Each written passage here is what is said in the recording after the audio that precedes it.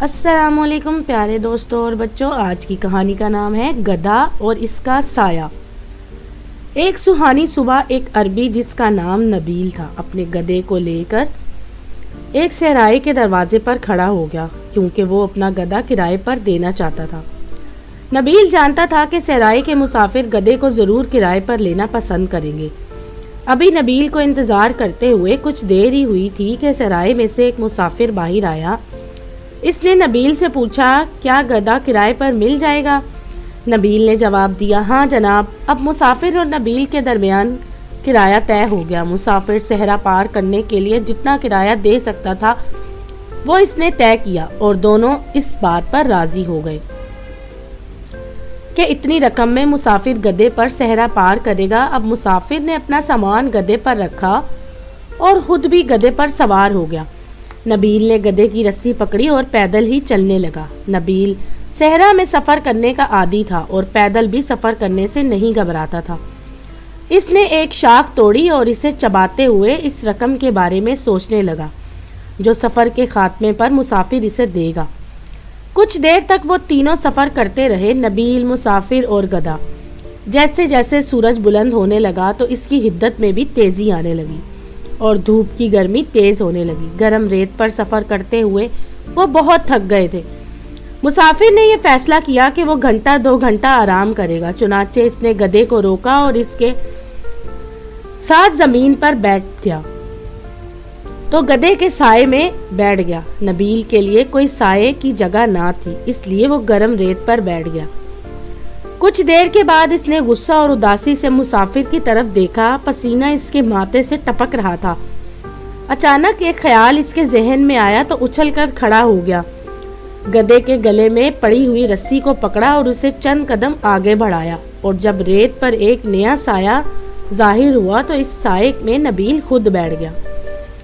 جب نبیل یہ کر رہا تھا تو مسافر اس وقت سویا ہوا تھا۔ جب مسافر کو دھوپ کی تپش محسوس ہوئی اور اس کا جسم جلنے لگا تو اس کی آنکھ کھل گئی۔ اس نے دیکھا کہ نہ گدھا ہے اور نہ ہی اس کا سایہ، تو اس نے ادھر ادھر دیکھا تو اسے کچھ فاصلوں پر گدھا اور نبیل نظر آئے۔ نبیل گدھے کے سائے میں بیٹھا ہوا تھا اور گدھا اس کے برابر بیٹھا ہوا تھا۔ یہ دیکھ کر مسافر کو بہت غصہ آیا اور اس نے جا کر نبیل کو گدھے کے سائے سے اٹھانے کی کوشش کی تو نبیل بولا، صاحب، کیونکہ یہ گدھا میرا ہے اس لیے اس کے سائے پر بھی میرا حق ہے، تم اس کے سائے میں بیٹھنے کی کوشش مت کرو۔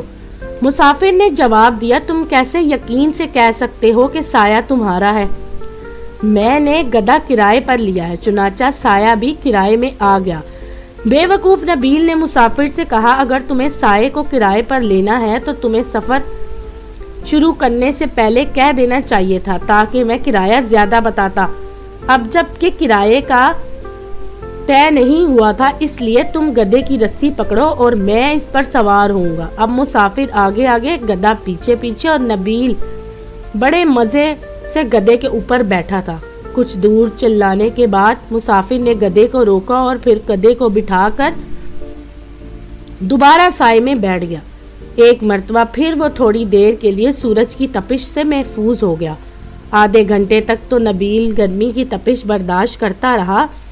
پھر گرمی کی تپش اس سے برداشت نہ ہوئی تو اس کو غصہ آ گیا اور وہ غصے میں اتنا بے قابو ہو گیا، اس نے دوڑ کر سوتے ہوئے مسافر کی سر پر ٹکر ماری۔ سوتے ہوئے مسافر اس اچانک حملے سے گھبرا گیا۔ اس نے اٹھ کر نبیل کو ٹکر ماری۔ اب دونوں ایک دوسرے پر گھونسے لاتے چلانے لگے اور چند ہی لمحوں میں دونوں نے زبردست لڑائی شروع ہو گئی۔ وہ اتنی چیخ اور دھاڑ رہے تھے کہ ان دونوں کی آوازوں سے پورا صحرا گونج رہا تھا۔ اتنا شور سن کر گدھا بھی ڈر گیا اور زور زور سے رنگانا شروع کر دیا اور آگے کے پیڑ اٹھائے اور دولتیاں جھاڑ دی۔ مسافر کا سامان پھینکا اور وہاں سے بھاگ کھڑا ہوا۔ نہ گدھا تھا اور نہ اس کا سایہ۔ اب یہاں صرف 2 بے وقوف انسان رہ گئے تھے، ایک مسافر اور دوسرا نبیل۔ اب ان دونوں کے پاس سوائے اس کے کوئی چارہ نہ تھا کہ تمام سامان کو اپنے اپنے سروں پر رکھ کر سفر کرے۔ اس واقعے سے یہ سبق ہے کہ اگر سائے پر جھگڑا کرنے لگو گے تو اپنا سب کچھ گنوا بیٹھو گے۔ تو دوستو اگر آپ کو یہ کہانی پسند آئی تو میرے چینل کو لائک اور سبسکرائب ضرور کیجیے گا۔